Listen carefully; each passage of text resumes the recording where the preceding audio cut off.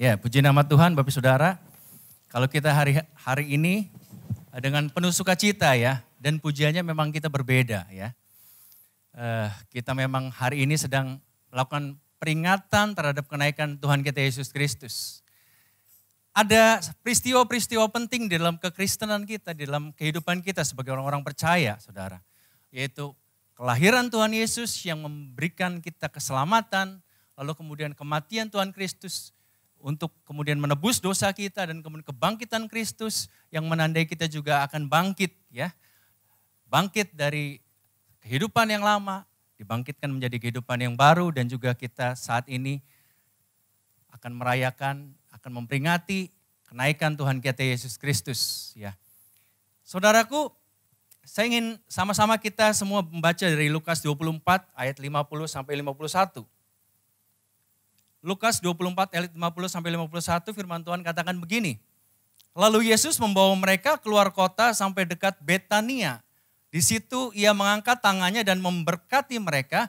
Dan ketika ia sedang memberkati mereka, ia berpisah dari mereka dan terangkat ke surga. Saudara, kalau kita perhatikan saudara bahwa Tuhan Yesus terangkat ke surga. Kalau kita flashback ke belakang saudara, Tuhan Yesus adalah dikandung dari anak darah Maria ya. Dan kemudian benihnya adalah benih ilahi oleh kuasa Roh Kudus saudara. Dan pada saat dia kembali ke sorga itu menandakan bahwa Tuhan Yesus memang berasal dari sorga. Amin saudara. Dia adalah 100% Allah dan juga 100% manusia. Dan kediaman di dalam dunia ini adalah hanya sementara saudara. Tetapi kediaman untuk selama-lamanya adalah di dalam sorga. Haleluya. Dan kita pun sama, semua orang-orang yang percaya kepadanya, yang sungguh mengikut Tuhan, dan kemudian diselamatkan, dan menerima bagian kehidupan yang kekal, dan kita semua akan bersama-sama dengan Tuhan Yesus di surga. Mari berikan tepuk tangan bagi Allah kita saudara, haleluya. Saudaraku, lalu kemudian di dalam masa kehidupan Tuhan Yesus, setelah dia bangkit saudara, itu ada masa sekitar 40 hari. Lalu kemudian apa yang Tuhan Yesus kerjakan, apa yang Tuhan Yesus lakukan saudara. Di dalam Kisah Para Rasul 1 ayat 3 dicatat begini saudara, Tuhan Yesus menunjukkan dirinya kepada murid-muridnya selama 40 hari dan dengan banyak tanda ia membuktikan bahwa ia hidup. Yesus berulang-ulang menampakkan diri dan berbicara kepada mereka tentang kerajaan surga saudara. Saudara berarti saudara kehidupan setelah dia bangkit saudara, Tuhan Yesus ingin menyatakan bahwa saya tidak selama-lamanya mati. Tetapi saya sudah bangkit. Dan kemudian untuk menyatakan bukti bahwa dia adalah Allah yang bisa bangkit dari kematian saudara. Dia kemudian mengunjungi murid-muridnya untuk kemudian memberikan tanda bahwa dia adalah Allah yang sudah bangkit. Seperti apa yang Tuhan Yesus katakan bahwa pada hari yang ketiga dia akan bangkit. Dan kemudian dia juga bangkit saudara. Dan itu berbicara bahwa Tuhan Yesus adalah Allah yang memang 100% Allah saudara ya. Jadi tidak ada keraguan. Mungkin orang-orang Yahudi menghembuskan satu isu di mana mayat Tuhan Yesus dicuri sehingga hilang saudara. Tetapi hal ini menandakan bahwa dia adalah sesungguhnya Allah yang bangkit. Dan sesungguhnya Allah yang menampakkan diri kepada murid-muridnya. Artinya apa saudara? Ada banyak saksi-saksi yang melihat bahwa Tuhan Yesus itu bangkit. Bahkan ada kesempatan di mana kemudian Thomas menyucukkan satu lubang di tangan Tuhan Yesus. Dan kemudian dia menjadi percaya. Untuk itu kita bukanlah percaya kepada Allah yang katanya saudara. Tetapi ini Allah yang sesungguhnya. Amin saudara. Saudara lalu kemudian apa saudara? Peristiwa Tuhan Yesus naik ke sorga. Ini adalah satu peristiwa yang penting saudara. Karena apa? Ada hal-hal yang terus kemudian Tuhan akan nyatakan pada saat dia setelah naik ke sorga saudara. Mari sama-sama kita simak dalam pembacaan firman Tuhan dalam Kisah Para Rasul 1 ayat 8 sampai 11 saudara. Tetapi kamu akan menerima kuasa kalau Roh Kudus turun ke atas kamu dan kamu akan menjadi saksiku di Yerusalem dan seluruh Yudea dan Samaria dan sampai ke ujung bumi. Sesudah ia mengatakan demikian terangkatlah ia disaksikan oleh mereka dan awan menutupnya dari pandangan mereka. Ketika mereka sedang menatap ke langit, waktu ia naik itu tiba-tiba berdirilah dua orang yang berpakaian putih dekat mereka dan berkata kepada mereka, "Hai orang-orang Galilea, mengapakah kamu berdiri melihat ke langit? Yesus ini yang terangkat ke sorga meninggalkan kamu, akan datang kembali dengan cara yang sama seperti kamu melihat dia naik ke sorga." Kita semua percaya yang menyaksikan bahwa Tuhan Yesus itu naik ke sorga adalah murid-murid. Benar saudara? Dan kita pun sama. Pada saat nanti Tuhan Yesus datang kembali, yang akan disaksikan oleh murid-murid, yaitu siapa saudara? Kita semua sebagai murid Tuhan. Amin. Artinya saudara, ada satu kepastian, ada satu janji Tuhan, di mana Tuhan Yesus akan datang bagi kita untuk kedua kali saudara. Ada satu kisah tentang pria kaya dan pak tua yang miskin saudara. Pada satu ketika saudara, ada seorang pria kaya yang kemudian dia mau kembali ke rumahnya dan kemudian dia menyaksikan bahwa ada seorang pak tua yang miskin di sekitar rumahnya. Lalu kemudian pria kaya ini menghampiri pak tua itu dan berkata bahwa, "Apakah engkau tidak mempunyai mantel? Karena saat ini di luar musim dingin ini bisa membuat kita membeku." Lalu kemudian si pak tua ini menjawab, "Aku sudah terbiasa dengan kondisi seperti ini. Walaupun aku tidak ada mantel, tetapi tubuhku kuat untuk cuaca ini." Namun kemudian pria kaya ini berkata bahwa, "Aku akan kembali ke rumah dan aku akan memberikan mantel untukmu." Lalu kemudian dengan bahagia saudara, pak tua ini berharap bahwa dia akan menerima mantel dari pria kaya ini. Tetapi apa yang terjadi? Yang terjadi adalah pada saat pria kaya ini kemudian kembali ke rumah dan kemudian dia sibuk dengan urusannya sendiri dan kemudian dia tertidur, pada saat pagi-pagi hari dia kemudian kaget dan terbangun. Dan kemudian dia ingat bahwa, "Oh, saya harus memberikan mantel untuk pak tua itu. Aduh, pak tua itu bagaimana ya saat ini?" Lalu kemudian dia keluar rumah dan kemudian dia cari pak tua itu di jalanan. Dan apa yang terjadi saudara? Pak tua itu sudah meninggal dunia. Kemudian dia melihat di sekitar dari pak tua itu ada satu surat. Dan kemudian surat itu tertulis begini saudara.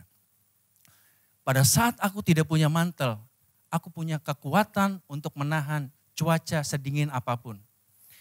Tetapi pada saat aku diberikan janji, pada saat itu aku akan diberikan mantel, dan aku berharap pada janji itu, maka kehilangan kekuatanlah aku. Aku tidak tahan untuk menahan cuaca ini." Dan kemudian apa yang terjadi saudara? Yang terjadi kemudian dia meninggal. Ternyata saudara, janji itu sangat penting. Janji itu adalah sesuatu yang harus kita pegang, yang harus kita yakini. Karena janji itu adalah sesuatu yang akan menentukan kehidupan kita saudara. Dan kabar baiknya adalah pada saat Tuhan berjanji, dia akan datang kembali. Kita harus yakin dan percaya bahwa dia akan datang. Amin saudara. Itulah janji dan pengharapan kita sebagai orang-orang percaya bahwa kita tidak dibiarkan sendirian karena Allah akan datang kembali untuk menjemput kita saudara. Berbicara mengenai asal muasal kita saudara ya, sebagai orang-orang percaya sebagaimana Tuhan Yesus saudara. Tentu saja firman Tuhan mencatat dan juga mengingatkan kita bahwa kewarganegaraan kita adalah kewarganegara surga.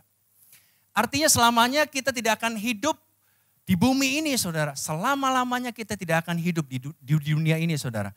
Tetapi kemudian kita akan habis pada masa umur kita dan kemudian kita dipanggil pulang ke rumah Bapa dan kemudian kita akan menerima satu tempat di mana Tuhan janjikan yaitu kerajaan surga saudara. Untuk itu saudara yakin dan percayalah bahwa walaupun di dunia ini ada banyak penderitaan, walaupun di dunia ini banyak kesukaran, walaupun di dunia ini ada sakit penyakit, walaupun di dunia ini banyak masalah, pergumulan kehidupan kita saudara, tetapi ada satu hal yang membuat kita kuat saudara. Sebagaimana Rasul Paulus katakan, penderitaan ringan yang aku terima saat ini tidak dapat dibandingkan dengan kemuliaan yang aku akan dapatkan dari Tuhan saudara. Yaitu bagian kita, yaitu kerajaan sorga di mulia. Amin, berikan tepuk tangan bagi Tuhan kita. Saudara, untuk itu saudara, setelah kita tahu bahwa kenaikan itu adalah sesuatu peristiwa yang penting, sama pentingnya dengan Natal dan juga Paskah saudara. Untuk itu kita mau sama-sama belajar saudara, sama-sama mengetahui lebih dalam apa yang menjadi makna kenaikan Tuhan Yesus ke sorga. Yang pertama saudara, pekerjaan Tuhan Yesus di dunia sudah selesai. Firman Tuhan mencatat dalam Yohanes 4 ayat 34, kata Yesus kepada mereka, makananku ialah melakukan kehendak Dia yang mengutus aku dan menyelesaikan pekerjaannya. Artinya makanannya adalah setiap hari apa yang dimakan, yaitu apa yang dilakukan oleh Tuhan Yesus adalah menyelesaikan pekerjaan Bapa. Kalau Tuhan Yesus katakan bahwa pada saat Dia sudah disalibkan, saudara, kemudian Dia katakan sudah selesai. Artinya apa, saudara? Pekerjaan di dunia sudah selesai Dia lakukan. Dan Dia sudah menggenapi apa yang menjadi kehendak Bapa di sorga. Pada saat dahulu, Tuhan Yesus menyelesaikan pekerjaan Bapa, saudara. Dan kemudian pada saat Tuhan Yesus terangkat ke sorga, artinya apa, saudara? Artinya Tuhan Yesus memberikan kita satu tongkat estafet untuk menyelesaikan pekerjaan Bapa. Yang mengerti katakan amin, saudara. Tuhan Yesus sebelum Dia naik ke sorga, Dia punya satu pesan yang penting yang disebut sebagai amanat agung, saudara. Bagian kita untuk meneruskan pekerjaannya sesuai dengan amanat agung. Di mana firman Tuhan berbunyi begini, saudara. Matius 28 ayat 19 sampai 20. Karena itu pergilah, jadikanlah semua bangsa muridku dan baptislah mereka dalam nama Bapa dan Anak dan Roh Kudus. Dan ajarlah mereka melakukan segala sesuatu yang telah kuperintahkan kepadamu dan ketahuilah aku menyertai kamu senantiasa sampai kepada akhir zaman. Artinya pada saat Tuhan Yesus pulang ke rumah Bapa di sorga, saudara. Dan kita yang ditinggalkan di sini, saudara. Kita diberikan satu tugas khusus, tugas mulia yang dikatakan sebagai amanat agung, saudara.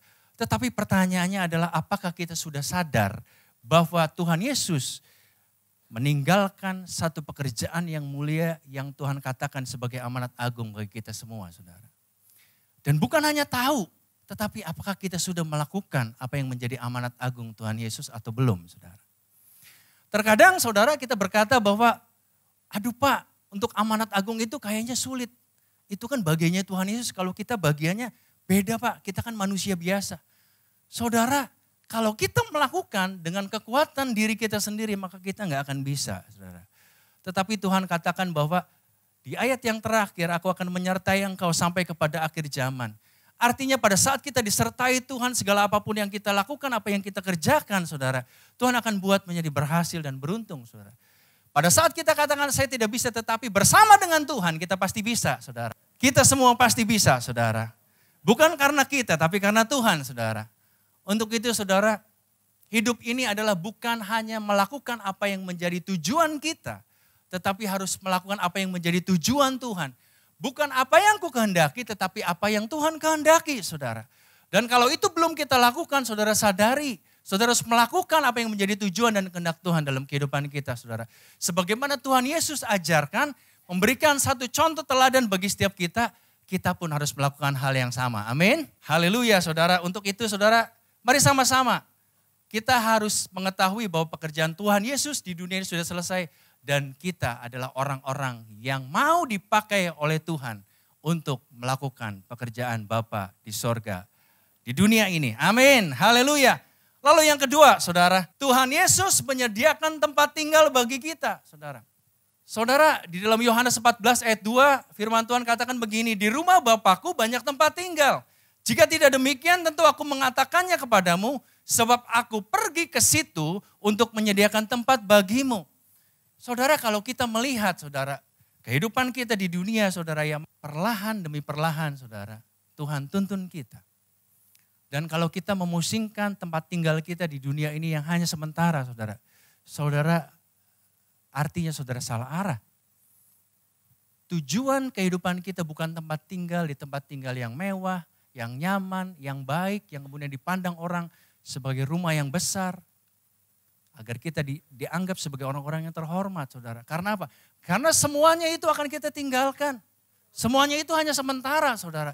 Kalau engkau membanggakan rumahmu, hartamu, pendidikanmu, jabatanmu, saudara, semuanya akan kau tinggalkan. Tetapi tiba saatnya saudara-saudara akan kembali ke rumah Bapa di sorga.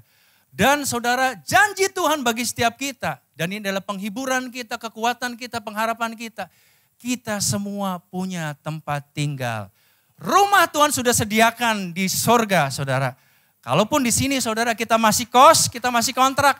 Tetapi di sana Tuhan kasih kita rumah. Berikan tepuk tangan untuk Tuhan kita, saudara. Haleluya. Saudara, tempat di mana Tuhan Yesus berada, kita pun akan ada di sana. Yohanes 14 ayat 3 firman Tuhan katakan begini, dan apabila aku telah pergi ke situ dan telah menyediakan tempat bagimu, aku akan datang kembali dan membawa kamu ke tempatku supaya di tempat di mana aku berada, kamu pun berada. Sekali lagi saya mau tekankan, tempat kita bukan di dunia, saudara. Tetapi tempat kita di sorga, amin.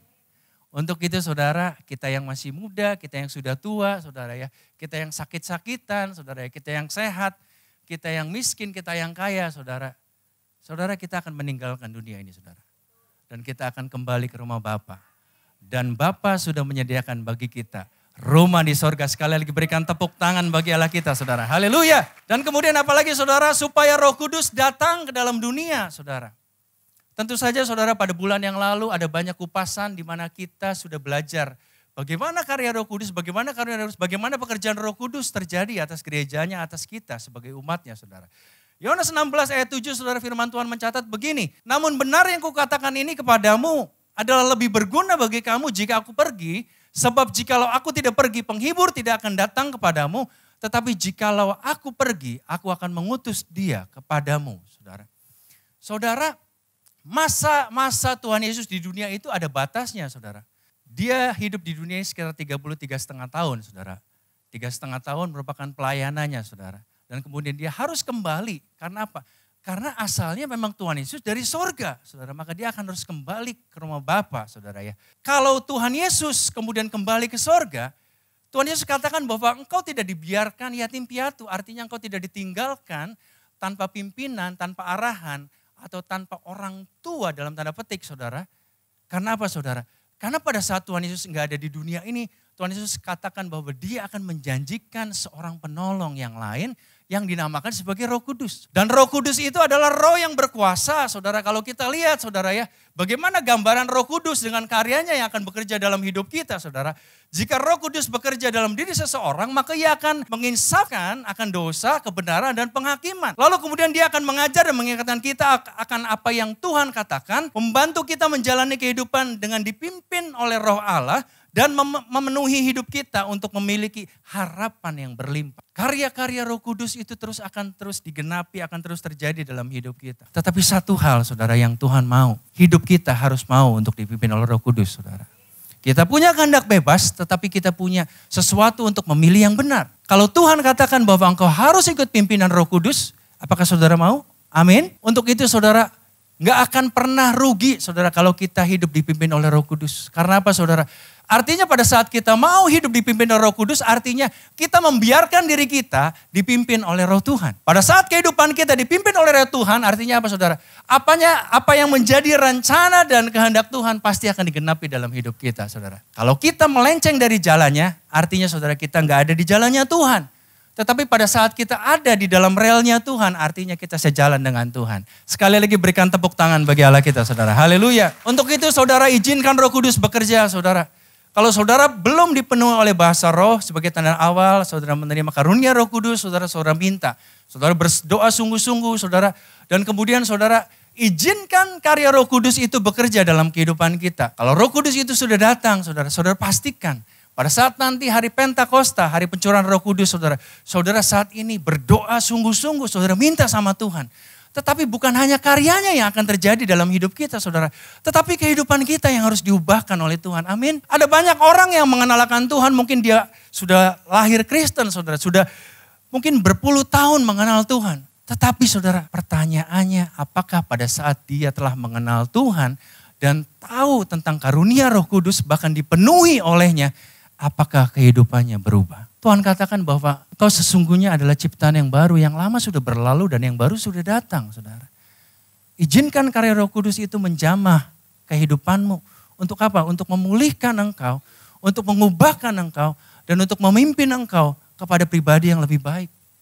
Kepada karakter ilahi, bukan karakter duniawi, saudara. Jaga kehidupan kita adalah kehidupan di dalam roh, bukan di dalam daging, saudara. Dan kalau saudara mengerti hal itu, saudara, mari katakan dalam hati saudara, Tuhan saya mau. Tuhan saya mau. Roh Kudus pimpin saya. Roh Kudus sertai saya. Roh Kudus ubahkan saya. Lalu kemudian yang keempat, saudara, yang terakhir. Janji Tuhan Yesus akan datang kembali, saudara. Ini yang paling penting, saudara. Janji Tuhan Yesus akan datang kembali. Yohanes 14 ayat 28, kamu telah mendengar bahwa aku telah berkata kepadamu, aku pergi. Tetapi aku datang kembali kepadamu. Sekiranya kamu mengasihi aku, kamu tentu akan bersuka cita karena aku pergi kepada Bapakku. Sebab Bapa lebih besar daripada aku. Saudara, dia yang berjanji dia pasti akan menggenapi, saudara. Karena apa? Karena Allah adalah Allah yang setia. Tapi Pak, kalau berbicara mengenai janji Tuhan Pak, saya saat ini belum menerimanya. Saudara belum menerima janji Tuhan. Artinya bukan, saudara belum menerima janji Tuhan, artinya saudara bukan berarti saudara tidak menerima janji Tuhan. Waktu Tuhan adalah bukan waktu kita. Jalan Tuhan adalah bukan jalan kita. Rancangan Tuhan adalah bukan rancangannya kita, saudara. Yang harus kita lakukan adalah kita harus sabar, saudara. Mungkin kita diuji, saudara. Mungkin kita harus melewati berbagai proses. Tetapi itulah ujian dan proses kehidupan yang harus kita jalani. Tuhan akan memurnikan kita, Tuhan akan melihat apakah kita terpaut sungguh-sungguh kepadanya, apakah kita sungguh-sungguh percaya, saudara. Karena apa, saudara? Karena kepercayaan itu harus diuji. Kalau kita percaya, Tuhan aku percaya bahwa Engkau akan datang, bahwa janjimu adalah ya dan amin. Tetapi kita memungkiri sesungguhnya apa yang Tuhan akan lakukan dalam hidup. Masa? Apa iya Tuhan? Sepertinya mustahil Tuhan. Aduh, saya mah dari dulu begini aja Tuhan, mana mungkin saya berubah. Saudara, jangan saudara kemudian membatasi kuasa Allah bekerja dalam kehidupan kita, saudara. Tuhan akan turun dari sorga untuk mengangkat kita dalam awan kemuliaan. Pada saat khotbah penghiburan ya saudara ya, kalau ada seseorang yang meninggal saudara, inilah adalah satu kekuatan kita saudara. Bahwa Tuhan akan menjemput kita di awan-awan yang permai saudara. Bahkan saudara yang mati juga akan dibangkitkan kembali saudara. Dan akan digantikan dengan tubuh kemuliaan. Dan itu adalah iya dan amin akan terjadi dalam hidup kita saudara. Saudara tidak selama-lamanya saudara akan mati. Tetapi ada saatnya saudara akan dibangkitkan oleh Tuhan.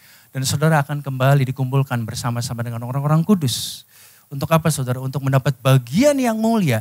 Yaitu kerajaan sorga bagi setiap kita saudara. 1 Tesalonika 4 ayat 16 sampai 17. Sebab pada waktu tanda diberi, yaitu pada waktu penghulu malaikat berseru dan sangkakala berbunyi, maka Tuhan sendiri akan turun dari sorga dan mereka yang mati dalam Kristus akan lebih dulu bangkit. Sesudah itu kita yang hidup yang masih tinggal akan diangkat bersama-sama dengan mereka dalam awan. Menyongsong Tuhan di angkasa saudara ya. Demikianlah kita akan selama-lamanya bersama-sama dengan dia saudara. Satu kekuatan. Satu pengharapan, satu penghiburan bagi setiap kita saudara. Kalau Tuhan akan datang kembali.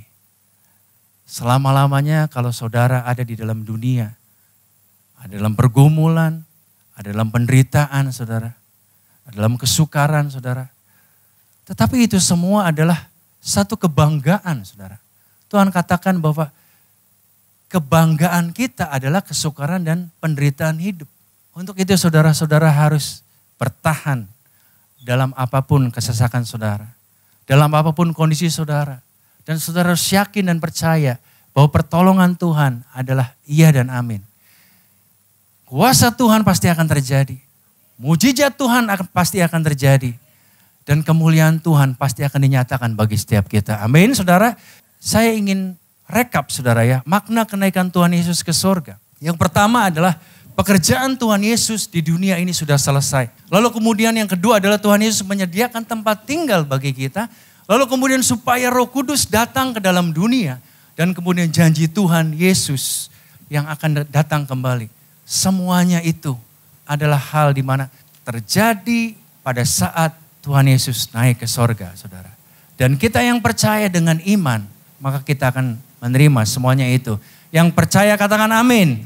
Yang percaya berikan tepuk tangan bagi Allah kita saudara.